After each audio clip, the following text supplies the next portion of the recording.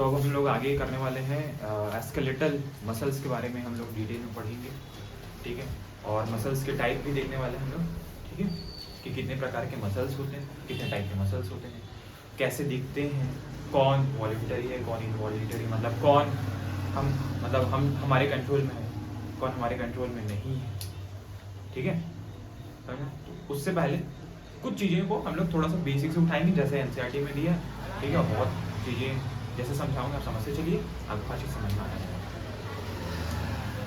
तो एनसीईआरटी के अकॉर्डिंग जो आपके बोलना चाहिए, movement of our limbs, jaw and tongue, हमारे लिम्स यानी पैर, जॉ लिम्स यानी हाथ पैर होता है ना, ठीक है।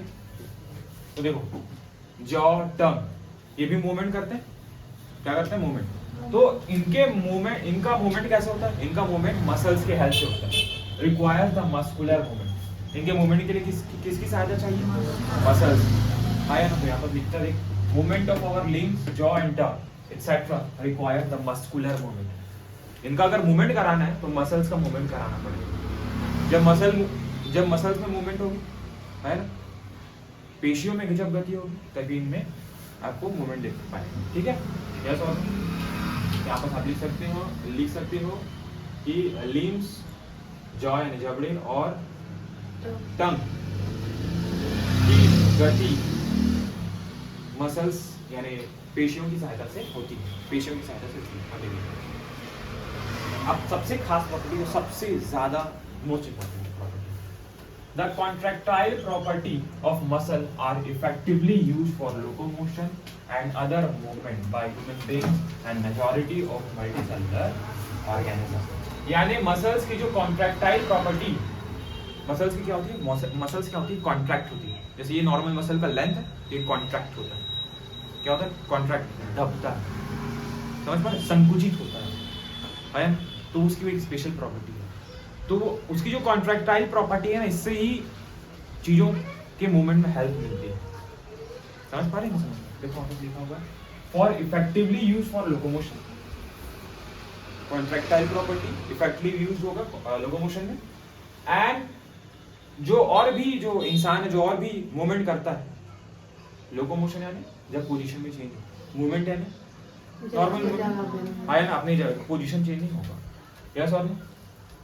And majority of multicellular organism में ये चीजें होती है, मल्टीसेलुलर ऑर्गेनिज्म, ठीक है, डेवलप्ड ऑर्गेनिज्म, जीवित विकसित, मतलब बोलना चाहिए जो जीवित बोलना चाहिए, जो हायर ऑर्गेनिज्म है ना, उनमें ही तो मसल्स पाया जाएगा, फिर अमीबाई में थोड़ी पाया जाएगा।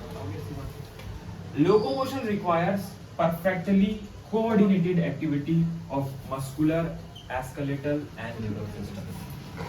यानी जो लोकोमोशन है, ये एक साथ समन्वित रूप से, समन्वित यानी एक साथ बोलना चाहिए, कोऑर्डिनेट होके, कोऑर्डिनेट मतलब एक दूसरे का साथ निभाते हुए, एक दोनों सबको बैलेंस में रख के, क्या करते हैं लोग, मूवमेंट करते हैं, लोकोमोशन में हेल्प करते हैं। कौन कौन, मसल।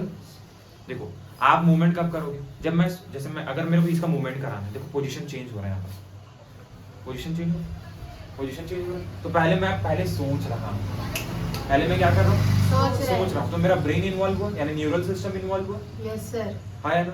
फिर मैं चल रहा हूँ, तो चलने में मसल्स कॉन्ट्रैक्ट होंगे, मूवमेंट होगा, फिर उस मसल्स के हेल्प से मेरा स्केलेटल सिस्टम आगे बढ़ रहा है, स्केलेटल सिस्टम यानी बोन्स, यानी न्यूरल सिस्टम, मसल्स और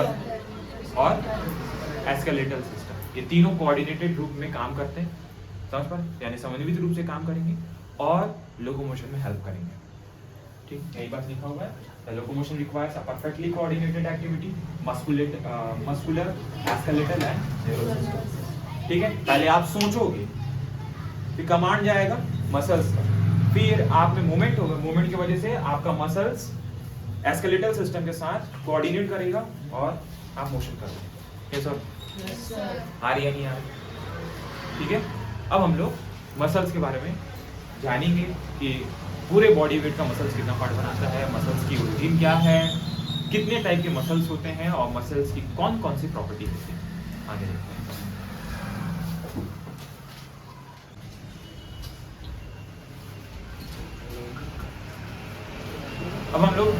मसल्स के बारे में, मसल्स की स्टडी करने वाले हैं, ठीक है। तो साइंस के या फिर बायोलॉजी के जिस ब्रांच मसल्स की स्टडी की जाती है उसको हम लोग मायोलॉजी या सार्कोलॉजी बोलते हैं। क्या बोलते हैं? मायोलॉजी या सार्कोलॉजी। तो यहाँ पर आप ऐसा लिख सकते हैं, the study of muscles, the study of muscles is called myology, और फिर इसको क्या बोलते हैं? सार्कोलॉजी। क्या बोलते हैं? सार्कोलॉजी, ठीक है। जब हम लोग मसल्स के आगे, जब हम लोग आगे स्ट्रक्चर्स की बात करेंगे तब हम लोग सार्को वर्ड को बार बार यूज करेंगे, है ना। सार्को वर्ड का बार बार यूज करेंगे, ओके। Yes sir. समझ में आया? तो मैं बोल रहा हूँ बेटा कि the study of muscles is called myology या sarcology, okay. Yes sir. Clear? अब कुछ खास बातें जो कि मैं आपको डायरेक्ट दी हूँ। मसल क्या है? एक स्पेशलाइज्ड एनिमल टिश्यू। मसल्स क्या है? एक स्पेशलाइज्ड एनिमल टिश्यू, और एक specialised animal tissue, okay. Yes or no? जिसकी जो ओरिजिन है, यानी जिसकी जो उत्पत्ति है एम्ब्रियोनिक स्टेज यानी एम्ब्रियोनिक डेवलपमेंट के दौरान कुछ जर्म लेयर जिससे हमारा पूरा शरीर बनता है। कुछ मतलब 3 जर्म लेयर्स हैं, एक एक्टोडर्म है, एक मेसोडर्म है और एक एंडोडर्म है। तो जो मसल्स को बनाती है वो जर्म लेयर का नाम क्या है बेटा? मेसोडर्म। क्या नाम है? तो एनिमल जो मसल्स है उसकी जो ओरिजिन है क्या है? Mesodermal origin. क्या ओरिजिन है? मेसोडर्मल ओरिजिन, ठीक है। Yes sir. दूसरी बड़ी बात, एक हेल्दी एडल्ट ह्यूमन का टोटल बॉडी वेट का जो 40 से 50% बॉडी वेट का जो पार्ट है वो कौन बनाएगा? मसल्स बनाएगा, पेशियां बनाएगा। समझ पा रहे नहीं समझ पा रहे? Yes sir. तो इंसान के कुल भार का 40 से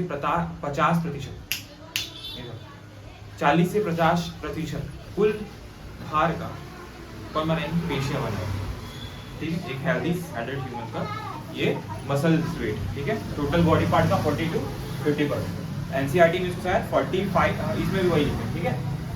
अब दूसरी बड़ी बात, मसल्स के पास क्या प्रॉपर्टी होती है? क्या मसल्स के पास प्रॉपर्टी होती है? इधर ध्यान देंगे। Have a specialised property. First thing is the excitability. ये क्या होता है सर? एक्साइटेबिलिटी यानी क्या होता है?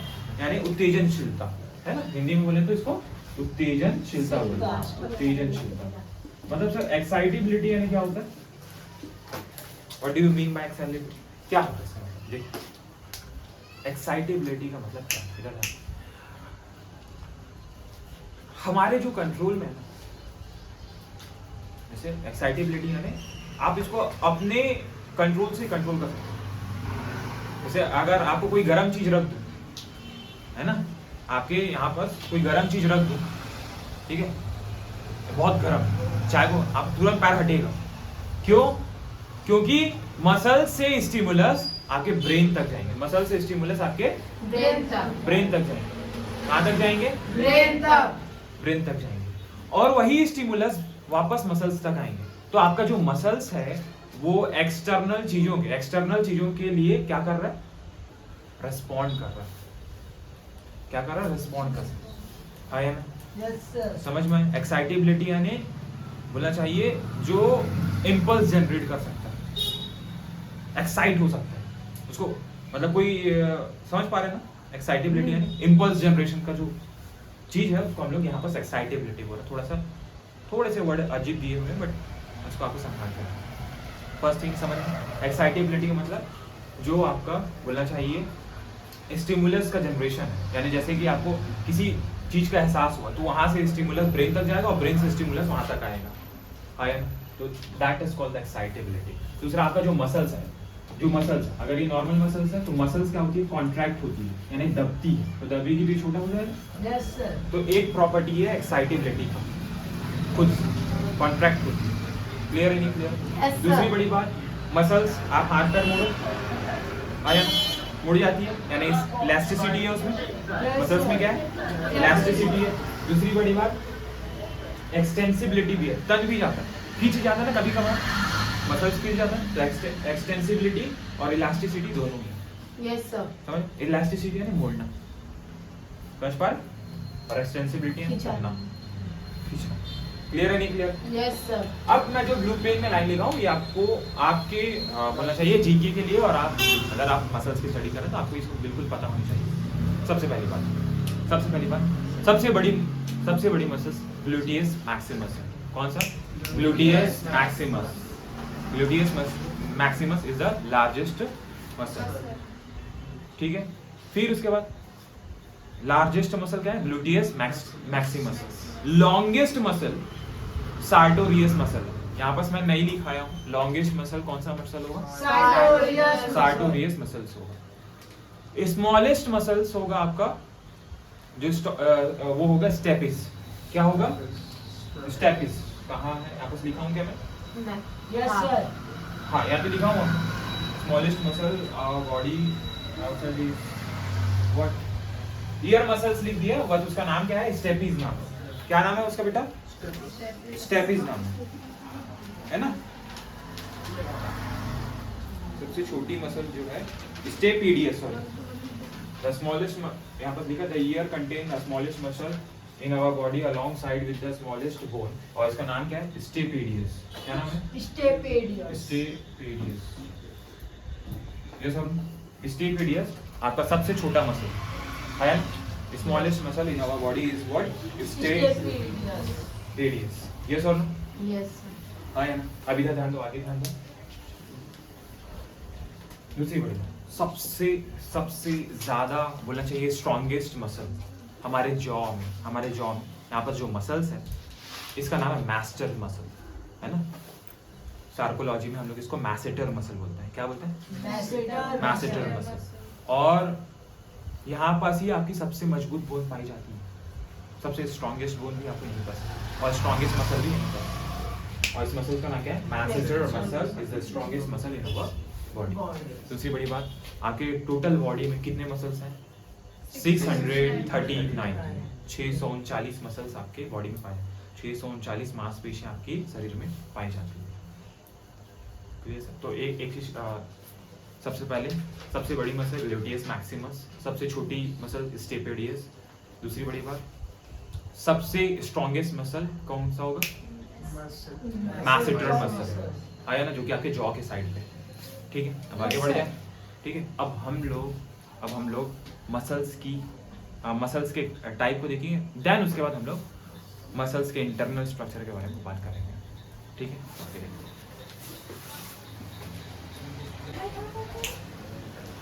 देखो, अब मैं बात कर रहा हूँ, हम लोग मसल्स के टाइप पढ़ रहे हैं। सबसे पहला मसल्स का टाइप हम लोग पढ़ेंगे based on location, based on there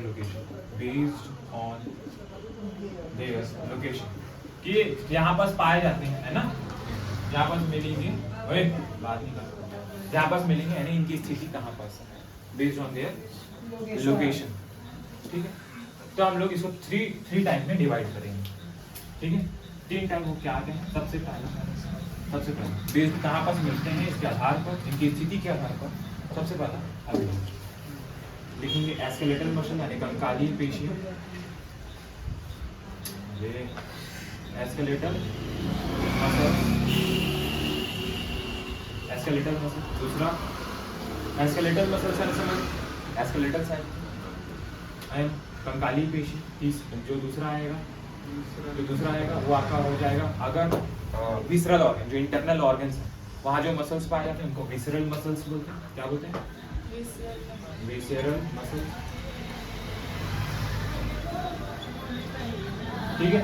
और जो तीसरा होगा बेटा वो आएगा आपका कार्डियक मसल। तीसरा जो होगा वो क्या होगा? Cardiac muscle. कार्डियक मसल्स, ठीक है। तो it is the based on their location, कि किस साइड पर है ना, इनकी स्थिति के आधार पर हम 3 भागों में कंकाली पेशी, आंतरिक पेशियां और हृदय पेशियां, ठीक है। यस। अब इसका अपीयरेंस ध्यान देंगे, ये तो लोकेशन के आधार पर हो गया, ठीक है। अब ये कैसे दिखते हैं, है ना। माइक्रोस्कोपिक अपीयरेंस जिसको हम लोग बोलते हैं, माइक्रोस्कोपिक इमेज या फिर माइक्रोस्कोपिक स्ट्रक्चर जो है इसका। यानी अगर आप माइक्रोस्कोप से आप इसको देखोगे कि आपको कैसे दिखेगा, ठीक है। तो हम लोग इसके अपीयरेंस क्या मानते हैं, ठीक है, अपीयरेंस क्या मानते हैं, इसको हम लोग दो भागों में बांटेंगे। कितने पार्ट? 2 parts. दो पार्ट में। सबसे पहले जिस मसल्स में आपको लाइन दिखने को मिलेगी, रेखाएं देखने को मिलेगी, जिस मसल्स में आपको, जैसे अगर ये मसल्स का मैं एक टुकड़ा काटा तो मसल्स में आपको ऐसा कुछ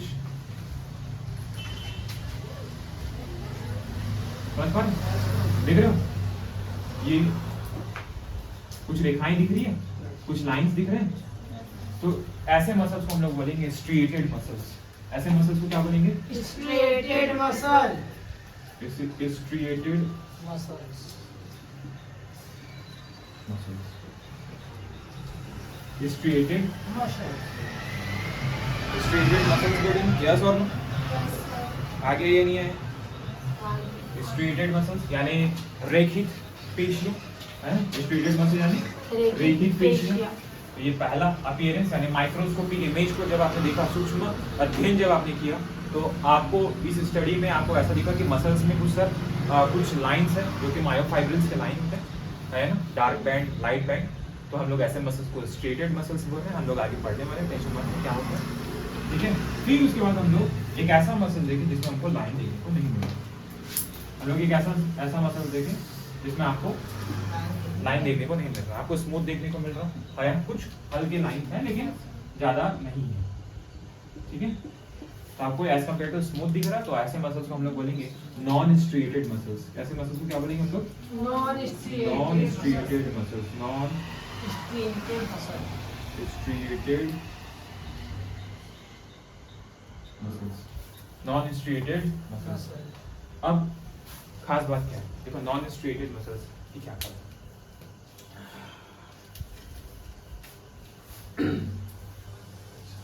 जो आपका बोलना चाहिए एस्केलेटल मसल है, जो आपका एस्केलेटल मसल हो गया, और बोलना चाहिए एक मिनट में,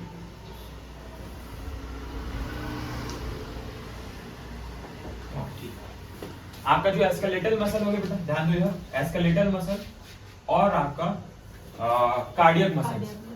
एस्केलेटल मसल और कार्डियक मसल स्ट्रिएटेड मसल्स, यानी इनमें dark band, light band, dark band, ऐसा आपको मायोफाइब्रिल या मायोफाइब्रिल्स के मायोफिलामेंट के आपको उसमें बोलना चाहिए फिलामेंट दिखाई देते हैं। आगे बताऊंगा तो आपको चीजें समझ में भी आएंगी। और जो आपको जो विसरल मसल है यानी विसरल ऑर्गन यानी आंतरिक अंग, जैसे कि कल बताया था फैलोपियन ट्यूब, वो स्मूथ मसल्स है। स्मूथ मसल्स है, स्मूथ मसल्स है चिकनी पेशियां, ठीक है ना, जो आपके, और आपका जो एलिमेंट्री कैनाल में भी आपका स्मूथ, आपको शायद जब आप मेरे से डाइजेस्टिव सिस्टम पढ़े हो तो मैं आपको एक उसमें मूवमेंट पढ़ाया, पेरिस्टालिसिस मूवमेंट, जिससे भोजन आगे खसकता है, स्टमक में भी होता है। तो वो क्या है, वो विसरल ऑर्गन्स यानी इंटरनल मसल्स कराते हैं। जो विसरल मसल्स है ये नॉन स्ट्रिएटेड टाइप का, कैसा है, non striated.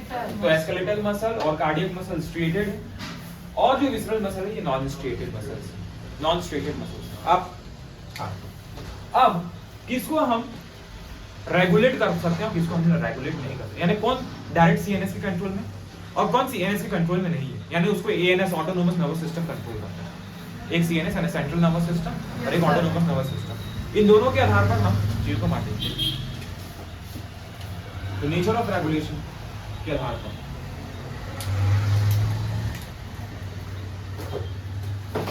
Nature of regulation, तो इसमें हम लोग दो टाइप में बांटेंगे, जिनको हम कंट्रोल कर सकते हैं, जो हमारे सीएनएस से कंट्रोल हो, है ना, कंट्रोल अंडर, देखो बेटा, control under CNS, central nervous system, control under CNS, yes और तो जो सीएनएस के कंट्रोल है, जो सीएनएस के कंट्रोल में है, ध्यान देंगे एक मिनट, थोड़ा सा माइक्रो, हाँ, जो सीएनएस के कंट्रोल में, जो सीएनएस के कंट्रोल में ध्यान देंगे बेटा, उन मसल्स को हम लोग बोलते हैं वॉल्यूंटरी मसल। उन मसल्स को क्या बोलते हैं, वॉल्यूंटरी मसल, वॉल्यूंटरी यानी ऐच्छिक पेशी, जो हमसे रेगुलेट, हम सीएनएस है ना, हम रेगुलेट कर सकते हैं। देखो ये स्केलेटल मसल इस साइड में आया, ये सब स्केलेटल मसल, इधर पूरा पूरा चीज कंट्रोल कर पा रहे, सब कर सकते हैं स्केलेटल मसल। लेकिन क्या आप अपने पेरिस्टालिसिस को कंट्रोल करते हैं? No sir. स्मूथ मसल का क्या आपका फैलो, मतलब जब एक फीमेल का बोलना चाहिए 14th डे जब बोलना चाहिए जो ओवम रिलीज होता है, तो वो सीलिया के हेल्प से आगे तो आता है, ट्रांसपोर्ट तो करता है, लेकिन पूरी तरीके से सीलिया उसका हेल्प, मतलब उसकी ट्रांसपोर्टेशन में हेल्प नहीं कर सकता, उसको एम्पुलरी स्टमक जंक्शन तक नहीं ला सकता। तो फैलोपियन ट्यूब में भी स्मूथ मसल्स है, वो क्या करते हैं उसको आगे बढ़ाते जाते हैं सीलिया की मदद से। समझ पा रहे? आया? ठीक है। तो एक वॉल्यूंटरी मसल जो हमारे कंट्रोल में है, और जो हमारे कंट्रोल में नहीं है, जो सेंट्रल नर्वस सिस्टम के कंट्रोल में नहीं है, जो बोलना चाहिए ऑटोनोमस नर्वस सिस्टम के कंट्रोल में, किसके कंट्रोल में? ऑटोनोमस नर्वस सिस्टम के कंट्रोल में है। ऐसे मसल्स को हम लोग जो हम कंट्रोल नहीं कर सकते, सीधी बात, हमारे कंट्रोल में नहीं है। आई डू नॉट कंट्रोल लिख देता हूं।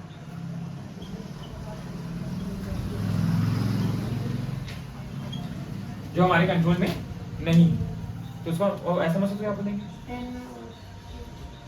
Involuntary muscles. क्या बोलेंगे? Involuntary muscles. कहीं पर कुछ लिखना है क्या?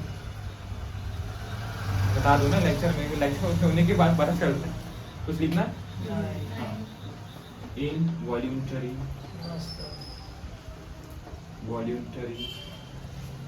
नींद आ रही है बाबा?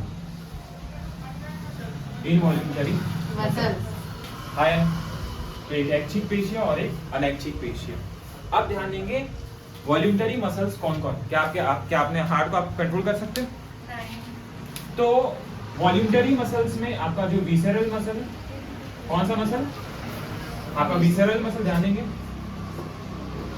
विसेरल मसल, और आपका कार्डियक मसल, और आपका कार्डियक मसल, ये इसमें आ जाता है। और इनवॉल्यूंटरी मसल्स और वॉल्यूंटरी मसल्स में आपके जो स्केलेटल मसल, स्केलेटल सिस्टम के जो मसल्स, स्केलेटल मसल्स आपके वॉल्यूंटरी मसल्स में आते हैं। ठीक है, तो मैं आपको क्लासिफाई कर दिया on their location, on their appearance and nature of regulation. Nature of regulation, yes or no? Yes sir. हाँ, ठीक है। तो इसको हम लोग क्या लिख सकते हैं? Do not control by CNS. Do not control by CNS. By CNS. ठीक है, देखो do not control by CNS. I am under not control by CNS लिख देना, जो हमारे कंट्रोल में नहीं है। यानी केंद्रीय तंत्रिका तंत्र के जो कंट्रोल में नहीं होगा, कंट्रोल को क्या नियंत्रण में, तो वो इनवॉल्यूंटरी यानी अनैच्छिक, और वॉल्यूंटरी यानी ऐच्छिक पेशी, इच्छा से काम करती है और वो इच्छा से काम नहीं करता। I am skeletal muscle voluntary, visceral और कार्डियक मसल इनवॉल्यूंटरी। ठीक है, ये सीएनएस से कंट्रोल हो सकता है, हमारी इच्छा शक्ति से कंट्रोल हो सकता है, and we do not control. Yes sir. ये ऑटोनोमस नर्वस सिस्टम कंट्रोल करता है। Yes sir. सीएनएस, ठीक है।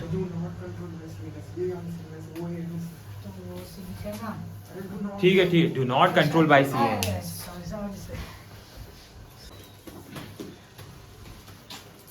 तो हम लोग अब स्केलेटल मसल के केवल एक जो अभी हमने पढ़ा उसको लाइन बाय लाइन देखने वाले हैं, ताकि हमारा नोट बने, क्योंकि हमको स्केलेटल मसल्स को ही हमको डीपली उसके इंटरनल स्ट्रक्चर के बारे में पढ़ना है। ठीक है, तो केवल एनसीईआरटी के अराउंड थोड़ा सा आप बोलना चाहिए इंट्रोडक्शन टाइप का पढ़ा देता हूँ। ठीक है, तो फर्स्ट मसल हम लोग स्केलेटल मसल पढ़े on their location. Skeletal muscle क्या होता है? जो स्केलेटल एलिमेंट यानी हड्डियों, स्केलेटल एलिमेंट्स है, यस सर। है ना, आपके बोन्स स्केलेटल एलिमेंट्स है, यानी जो कंकाली अवयवों, कंकाल यानी हड्डियां, उनसे जो बोलना चाहिए जुड़कर या उनके जो डायरेक्ट कांटेक्ट में होकर जो काम करेंगे, हम लोग का स्केलेटल मसल बोले। तो देखो दिखता है the closely associated with the skeletal components of our body, यानी हमारे कंकाली अवयवों से बहुत ज्यादा निकट संबंधी, उनके साथ मिलकर ये काम करते हैं। है ना। स्केलेटल कंपोनेंट यानी स्केलेटल एलिमेंट्स हमारे बॉडी में क्या है? Bones, Yes, tendon, sir. Ligaments, उनके साथ मिलकर ये लोग क्लोजली कोऑर्डिनेटेड वे में काम करते हैं, ठीक है। दूसरी बड़ी बात अभी बताया कि इट इज अ स्ट्रिपेटेड अपीयरेंस का मतलब क्या होता है? मतलब इनको जब आप माइक्रोस्कोपिक स्टडी करेंगे आपको स्ट्रिप दिखाई देगा। स्ट्रिप यानी समझ गया? लाइन। Yes, sir. स्ट्रिप लिखा हुआ, स्ट्रिप्टेड लाइन मतलब लाइन दिखाई देने को मिलेगा। रेखित पेशियां तो हम लोग क्या बोलते हैं? Striated muscles. क्या बोलते हैं? Straight muscle. दूसरी बड़ी बात हमारे कंट्रोल में under voluntary control, yes or no. तो activities of under the voluntary control by the nervous system के कंट्रोल में, और हम लोग इसको क्या बोलेंगे? वॉल्यूंटरी मसल्स यानी ऐच्छिक पेशियां बोलेंगे, जो कि वॉल्यूंटरी मसल्स आया ना। अभी बताएं दूसरी बड़ी बात, primary involve in locomotory action and changes the body posture, यानी ये लोकोमोटरी एक्शन यानी चलन में सहायता करेंगे, लोकोमोशन Yes, sir. आया ना। प्राइमरी ये इन्वॉल्व है, इनका ही इन्वॉल्वमेंट है।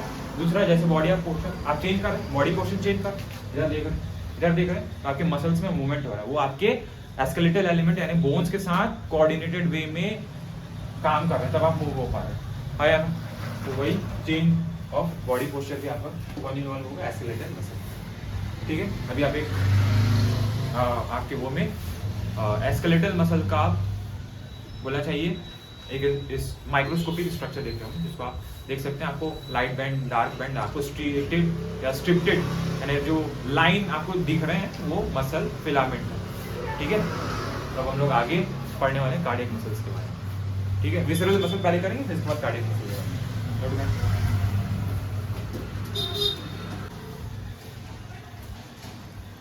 अब हम लोग विसरल मसल्स यानी अंतरंग पेशियों के बारे में बात करना है। तो विसरल मसल्स यानी अंतरंग पेशियां क्या होती है? Located in inner walls of hollow visceral organ of our body like alimentary canal and reproductive tract, जो हमारे बॉडी के इनर विसरल हॉलो ऑर्गन्स हैं। जैसे आपका एलिमेंट्री कैनाल हॉलो है, आया ना, यस और आया ना। एलिमेंट्री कैनाल हो गया, रिप्रोडक्टिव ट्रैक्ट हो गया, फैलोपियन ट्यूब, अंदर से भाई अंदर से जगह है ना, हॉलो है ना, वो एक ल्यूमेन है ना, जगह है ना, यस और। तो जो इंटरनल विसरल ऑर्गन्स है वो उनमें स्मूथ मसल्स पाए जाते हैं, यानी वो स्मूथ मसल्स के बने होते हैं। वो किससे बने होते हैं? स्मूथ मसल्स, यानी स्मूथ मसल्स या विसरल मसल बनेंगे। स्मूथ मसल्स या विसरल मसल। स्मूथ मसल क्यों? क्योंकि नॉन स्ट्रेटेड मसल है, ठीक है।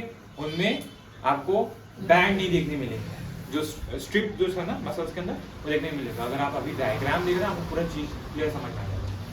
Not have any striation are smooth in appearance, also called smooth muscle, also called smooth muscle. और हम लोग इसको क्या बोलेंगे? Non striated muscle.